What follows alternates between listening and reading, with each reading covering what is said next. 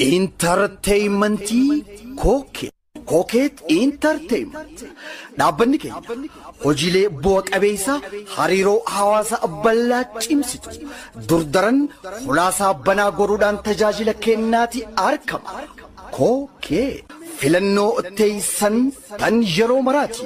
Koket Entertainmentiin kun FM Finfinnee TV channel Koket Entertainment mandiin kan isin dhiyaatu qophii keessummaati. Arras keessummaan qaba. Salaamtaa sin daganne jirra jirtu hordoftoota sagantaa tanaa. Akkuma beekamutti gaa torban turbaanitti namoota ogummaa adda addaatiin hawaasa kanaaf hojjetan jenne keessummaa godhee qabachuun kiyyeessini ni yaadatan. Arra keessummaan kiyyaarraa kuni artistiidha. Akkasumatti kilippii hojjetee jira, sirboota adda addaa hojjetee jira. Mee keessummaan kiyya kun eenyu qabadheetiin dhufa. Turtii gaarii.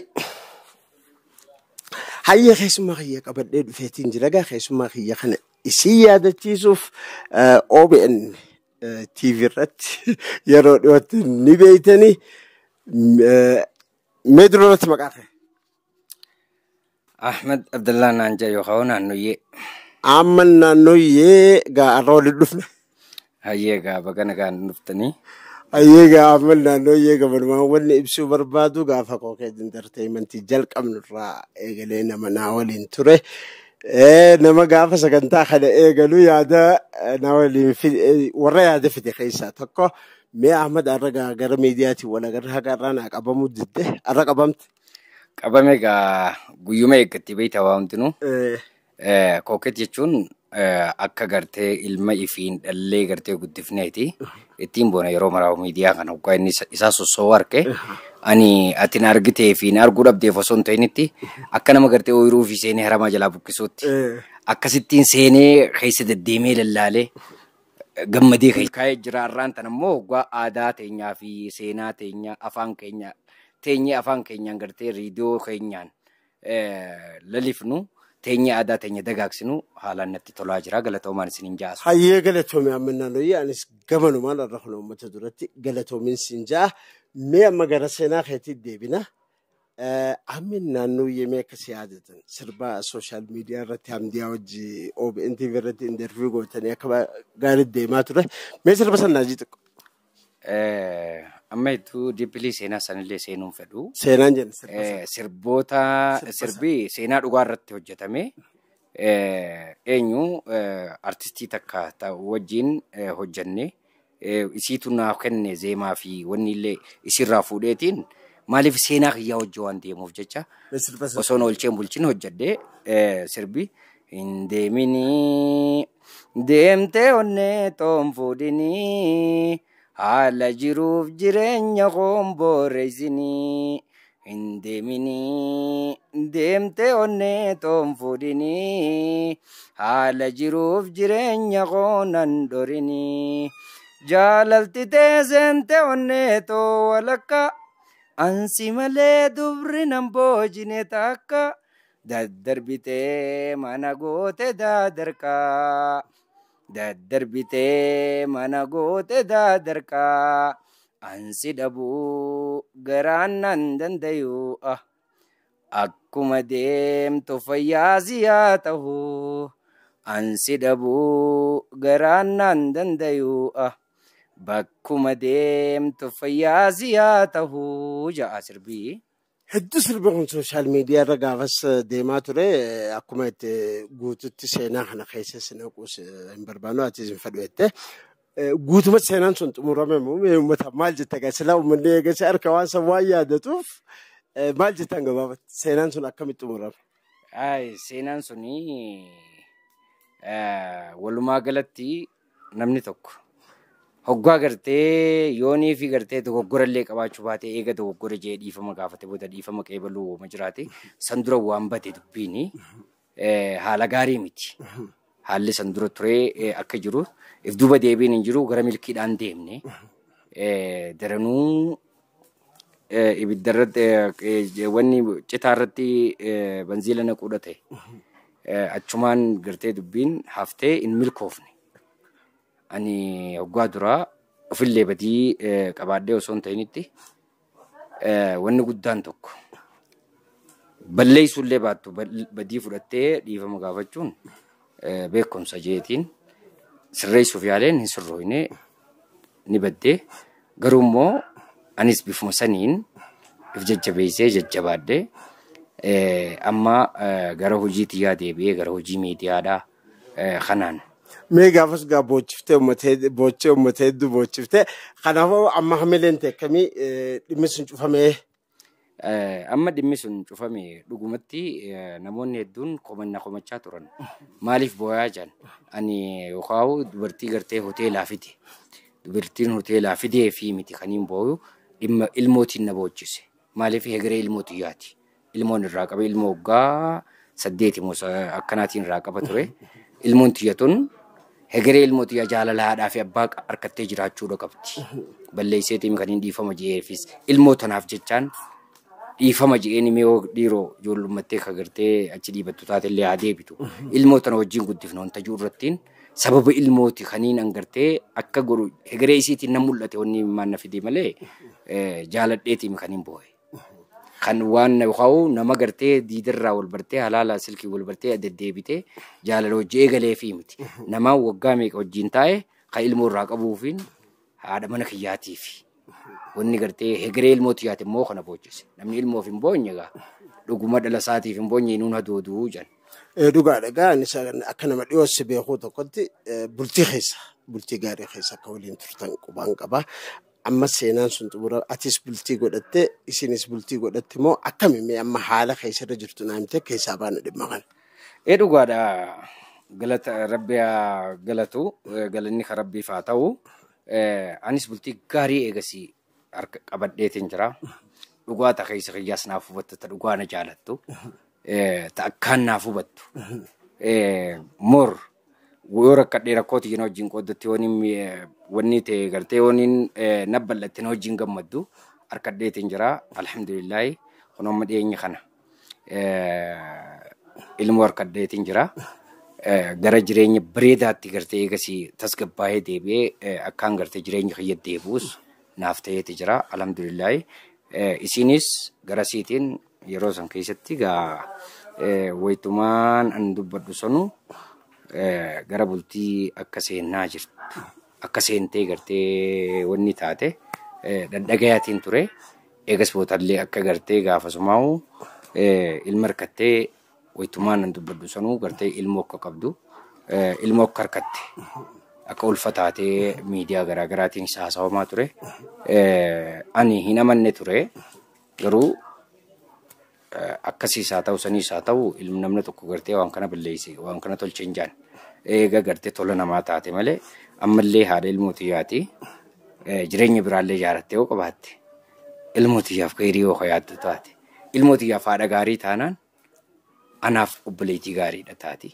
Kanaafuu jireenya gaarii hawwita. Jireenya gaariin hawwaaf ammallee akkumaan duraan gartee bakkuma deemtuttiin fayyaa si hawwa jeeniin sanitti ammallee jireenya gaariin hawwaa fi ilmootiyyaaf haadha gaarii taatee naaf jiraannaan naaf obboleettii gaariidhaas boodaas.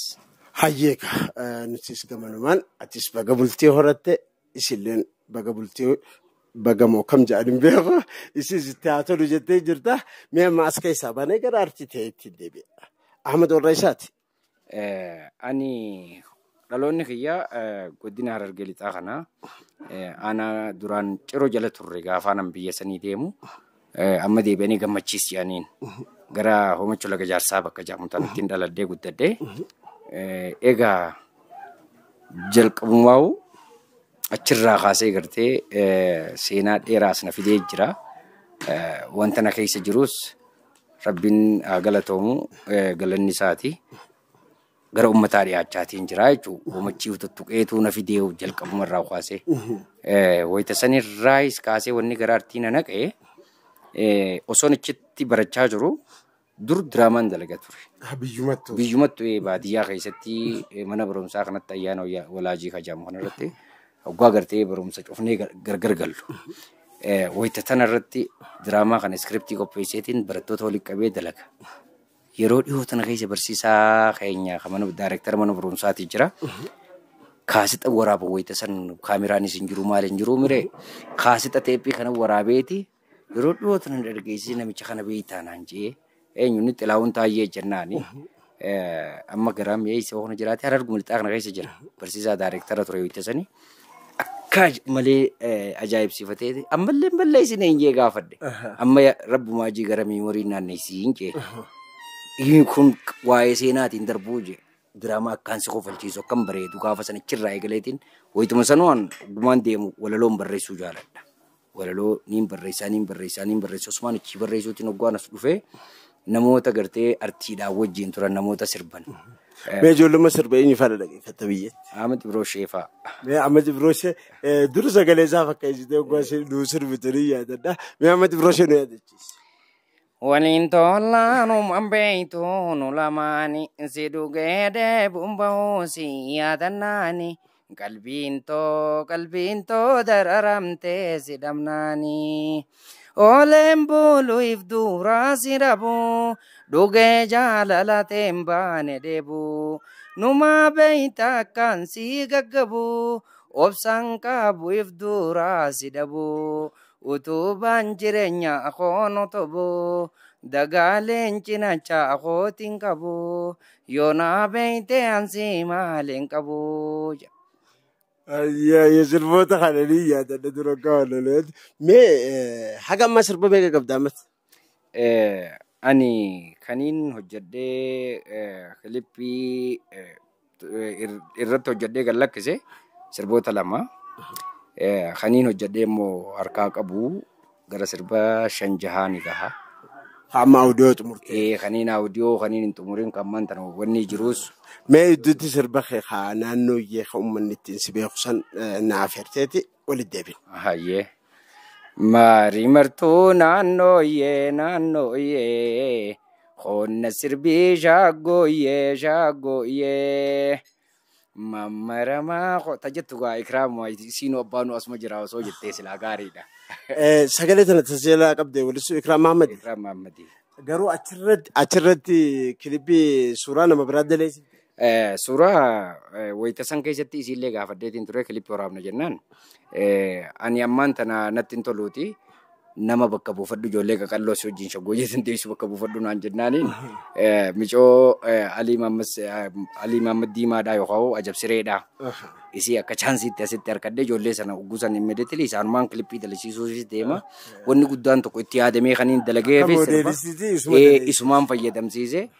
Jalqabaas itti yaadamee kaniin sirbuma sanuu kaniin akka naannooyyee tana dalagu kataasifne. Badruu wajjiinis taanee waan kan itti yaadamee kan dalagame ijoolluma tana mul'isuufi. Maaliif artistiin tokko namni gartee dura isaan viidiyoon hin argin isaan kun sartifikeetiin qaban garuu dandeettii akka ajaa'ibaa qabani. Hawwisoo tana ijoollee hawwisoodhaa taasitti ol yaadfaan jaaran tun mul'achuu qabdi dirqama.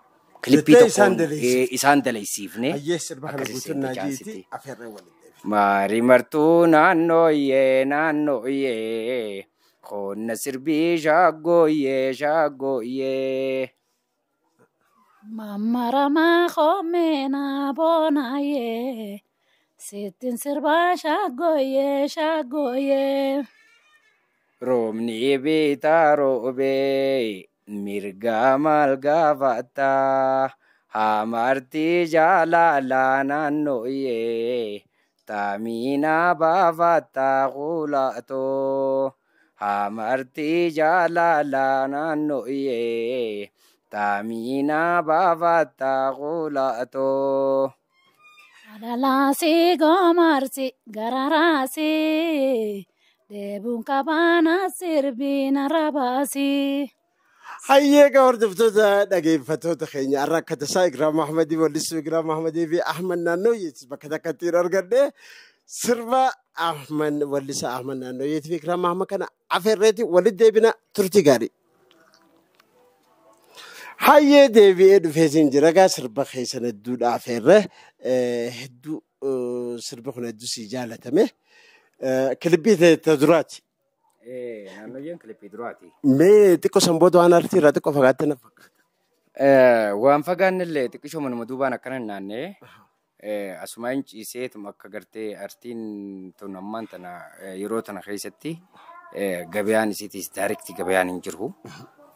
Maal seeti asumaan dhaamsa dabarsuu kan hin barbaadu hayyoonni Oromoodhaa warri gartee saayinsii artii baratan artistoota Oromoodhaa kana bu'aa isaanii gartee namni tokko gaa hojii artii tokko hojjete akkatti gartee bu'aa jala argatu durii kaasee ilaan garraatti lafti teenya abbootiin teenya lafti abbaa lafaa jalaa baate gabrummaa jalaa baate artiin Oromoo deemtee immoo abbaa lafaa jala kufte. Ammallee arrallee abbaa lafaa saniitiitu irraa nyaataa jira jechuudha. Irbootti kafalaa jirra. Kafaltaa irra kafallee qarshii kuma meeqa irra finnee gartee baadiyyaa naannoonee viidiyoo waraabnee hoggaa finnee agirmantii goonaa nama biiroo taa'ee nu harkaa fuudha. Kanuma deebi'ee kan kafallee jira abbootiin warri immoo piroodaakshiniidha. Warri yuutuubii isaanii irra feene maaliif kun jechuun abbaan lafaa sun deemee lafa Oromoo irraa ka'us artii Oromoo irra kufee jiru natti mul'isaa jira. Hanga haalli garuu amma hedduu artistoonni yuutuubii mataa isaanii irratti hedduun fe'ataa jiran wanni kun furmaata ta'a jettee yaaddu?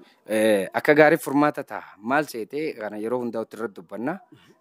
Uummanni keenyaas hayyoonni keenyaas solleeshina tokko yoo kaka'an taate uummanni keenyaas artistoota Oromoo tokkoof hubatanii fi hoggaa hojii takka hojjetee inni gallakkisee yuutuubii isaatiin gadhiise beekaa gartee irra wal kaasanii irra wal dammeessanii sabiskiraayib kanaatu jabaata laaltubbiin bakka sabiskiraayibii fi taayimingii kajamu sa'aatii eegumsaa sa'aatii ilaalamee ka gartee yuutuubiin laaluu jira. Sa'aatii kanaa fi gartee sabiskiraayibii kana yoo kasii guutan taate uummanni keenya hubannoo qabaate. Kan beeyne immoo kan beeyne san garsiise. Mee dhugaa asirra wayina yaadachiifte amma hedduu irra dalagaasiis turte yuutuubeetu Oromoo irratti xiyyaraa jalqabe kookeetirraa jalqabe akka uummanni sabiskiraayib godhu hedduu irra laffaatu. Mee waan kan uummatatti himi bu'aan isaa maali? Artistoota keenya moorra yuutuubii isaanii banaa jiru kanaaf sabiskiraayibii godhuun isin jajjabeessuun bu'aan isaa maali? Mee aadaan sabiskiraayibii olii godhuu humna maal fakkaata? Hangam takka waggaa adeetti lafaa durii dargaa hangam takka si dhaga'aa jiran? Galatooma dhugaa keessanii artistoota Oromoo kana gartee bilisummaa baasuu jechuun yookaan hojii isaaniitti akka fayyadaman taasisuu jechuun yoo sabiskiraayibii fi sa'aatii san nuu guutan qofa. yuutuubii tokko artistiin tokko gaarra banatee ka'ee hojii isaa tokko irra gadhiise itti duulanii inni beeyne inni beeku isan beeyne isan garsiise atis keetiin ilaali silkii teetiin atis ilaali janii dirqama gartee waati ammaan tana nama 10 takka garsiifte dirqama silkii teetiin atis banadhu yetee banatinu kiriit gootee fi garsiifte achiin garsiifte irra duulan akkuma gartee kaleessa uummanni keenya fincilee gartee gabrummaa firraa fonqolchetti artistoota Oromootis dhuunfaadhaan fayyadamaa taasisanii jechuudha. Maaliif sabiskiraayibiin takkittiin akka sagaleeti hiika guddaa qabdi. Laayikiin takkittiin hiika guddaa qaba.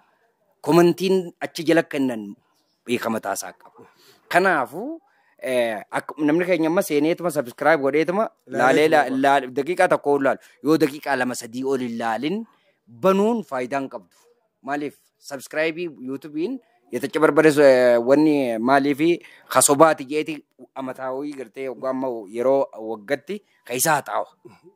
Warra amma baneetuma daqiiqaa takka sakandii 10 faalaalee kaisaa ba'usan kaisaa xaawa waan ta'eef sabiskiraayibii. Kanaafuu ergaan kee artistoota Oromoo warra amma yuutuubii mataa isaanii banaa dhufe kana akka sabiskiraayibii godhaniif. Akka sabiskiraayibii godhanii fi hojii isaa inni hojjete itti ol kakaasanii itti milkeessan. Akka hojii itti laffee kana namaa kanneen irraan teenye. Amma akkuma isin jetti laangarraan tana unkaan ani dhiisi warra miliyoona 3 miliyoona 30 meeqa harkatee view godhameef hin kafalamneef ammaan tana production gurguddaan warri nuti irra maxxansaa jirru waan kafalameef hin beeku I don't know. Garuu ani fitiyaan fudhannee laarraan tana. Ayyee mee muuziqaa kee kaduraarraa wanni si fageesse egaa amma duraan dalaydee dhabamte rakkoon takka kanaa itti waan dalaynu waan arganneerraa. Kaduraanii san hojjannee osoo sanirraa wanni tokko yookaan mooraalii takka arganne lammadatti deebita. Maaliif sabaaf jecha lafaa hojjirra malee nuti Sobni takka akka jalaan harkan aadaan teenya tun akka baddee boollaan banne sabni gartee dhaloonni dhufu akka gartee aadaa tanaan irraanfannee dalaguu jirra malee bu'aa jalaa sumuunii takka daabboo irraa bitannee teemti. Biraa beelaan agabuu garaa hidhatnee bulla. Maqaan gurraa alaanuu guddaa namni artistiidha yaa. Artistii woomu nyaata quufee makiinaa gaariin deemu fakkaata. Garuu nuti har'aan waan taaksiidhaan deemtee istuudiyoodhaan dhayitu dhabee itti warratti jabaatu jira artistoota keenya keessa.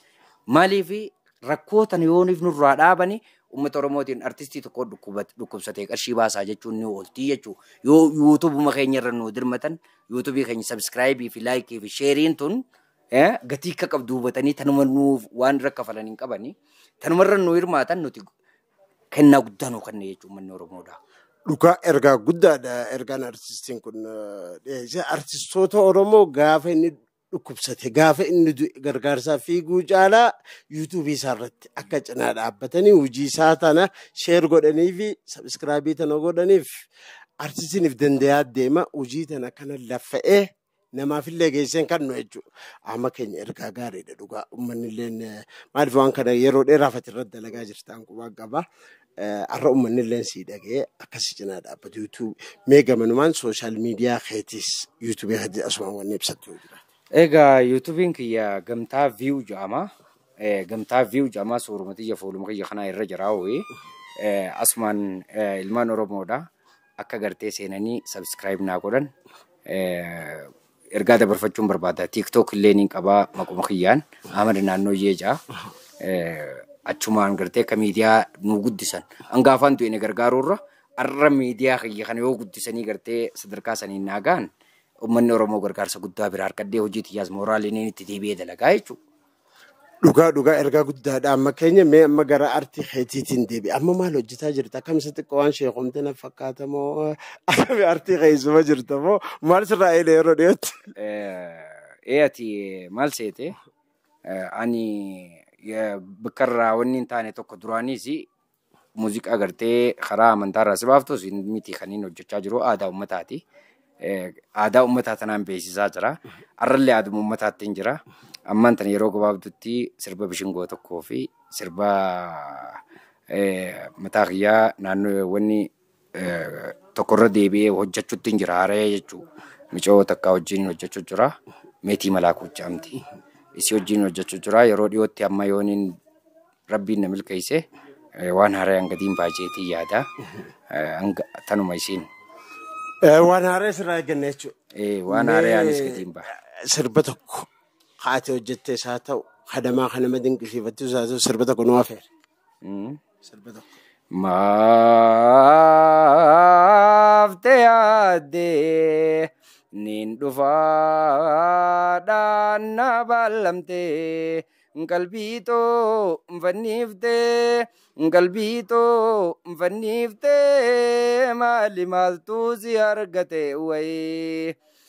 Iftaan na eegi wajjin oolla afaan keetiin naan jette haatummaan na aarsu diddaaf nakki jiibde moo maaltu si argate hambeel gufuun onnee tokkee isaa feerraasii godhe guyyaa dhufaaf na ballamte eegeessi dhabnaan jaboon gadde humaa na toluu dide warraa keessanillee dhufuun fedhe siin lolan jeetiin sodaadde wilii gaamtuutti na darbite maali maaltu si argate wayi. Maafte yaadde nin dhufaadhaan na ballamte qalbiitoo mfanniifte maali maaltu si argate wayi. Ana baluu ati isa baluu waliin jennee osoo waliin barin sinarra seeqaa oltee jette na shoorar keeysite na laaffatte onneen je'ee osoon deeysu jaalala onnee tokkabsiifte belbela na tolte haasawaa halaa bifaa fi hunkaa kan kee caaya arra waan ammiijjooytu niin galaa iftaanin deebi'ee silaala jettee maa haftee narraa abdii tomaa na dhorkitee malaa. Amma kan seenuma kee fakkaata sirbi kuni. Dhigaa hedduu namatti tola. Sirba Qadiir Sa'iid mee maayirratti wanni ansiin kaasee yoo jiraate akkasumas namoonni galatoonfattu.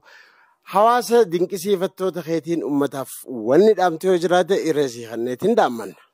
Egaa galatooma akkaan gara ogummaa artii kana gamana dhufu warra na taasisan keessaa warra akka Badruu Ibroodhaa namoota nan gartee jiruutii keessatti isaaniin irraanfanne Giddi Daanyeedhaa Umar Gobbee jarreen kana jiruutii keessatti jechuu amaan ilu yookaan ilu stuudiyoo jechuu isaa ammallee yeroo jalqabaa akkaan angartee gara artii kanaa dhufu warri na taasisan keessaa Faraansoleeti. Faraansolee sirba Abdii Abrahaam tokko wallisuu fi mikaniin dhaqee walii guyyaa jalqabaati. Isaan kana niin deeggara durii kaasee hojjumaan hin deeman. Bakka istuudiyoon jirtus dhaqeetiin qaba. Isaanumaa wajjin deemee dura isaanumaan dhaggeeffachaa ture. Dubbii hambaa dhaggeeffatu baranii caqasuu baraniiti dhaggeeffatu deebisaa dhaqan jaanii miree. Dura jala deemeetumaan isaan kana dhaggeeffadhaa sagalee bareeda qabda hojjedhu. Anaa dalagaa maaltu siin ga'ee Faraan. Hojii hojjechuu qabda. Hojii hojjedhu jee. Maaliin hojjedhu duba kamiin beekaa na sirban qabu maaliin hojjedhaa jennaan. Kanuma Abdii Abrahaam kana sagalee bareeda qabda irra deebii jee. Akkasittiin naayimi hundeetee warra keessaan cufaa. Warra keessaan cufaa. Barnoota kiyyaa kee osoo hin taa'iin qofaa. Ballama qaamneeti mijeeffadhee dhufaa. Mijeeffadhee dhufaa. Akka duubatu fulli keenaa ifaa. Lakkumaan na deemaa arayaan na dhufaa. Yoomumaa yaadni kun na rakkisee hafaa. Na rakkisee hafaa. Naayimi hundeetee warra keessaan cufaa. Warra keessaan cufaa.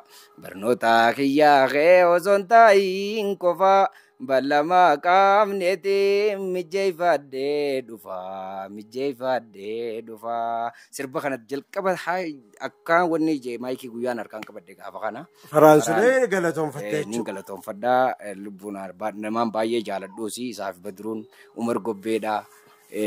Jarreen kun namootaan gartee jireenya kiyya keessatti warra akka Gindii Daanyee warra akka gartee eenyu Amaaniluu jarreen kan hundaa'u warraan akkaan jaaladhu warra gartee oolmaan biraa qaban akkaan angartee ogummaa tana dhufu warra qabsoodhaan gamana as harkisanii dirqiidhaan osoo naan ifirraan beekin ati sagalee qabda jennee ittiin naqan irraa. Ayyee amma keessa galatoomi nutis akka Kookee Entertainment irra bakka kana gahu warra godhe keessaa tokkosi anis galatoomiin siin jaa fuuldura hojiilee haarayaan kan walitti deebinu ta'a arraaf hedduun si galatoonfadha galata nu biraa qabda.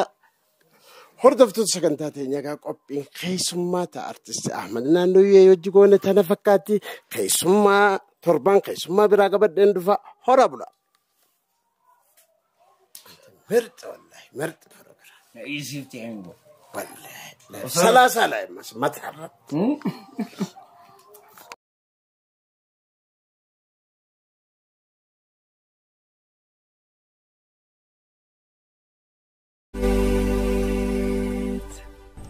Entertainmentii Kookee. Kookee Entertainment. Dhaabbanni keenya hojiilee bu'a qabeessa hariiroo hawaasa bal'aa cimsitu durdaran hulaasaa banaa godhuudhaan tajaajila kennaati argama. Kookee filannoo teessan tan yeroo maraati. Kookee Entertainmentiin.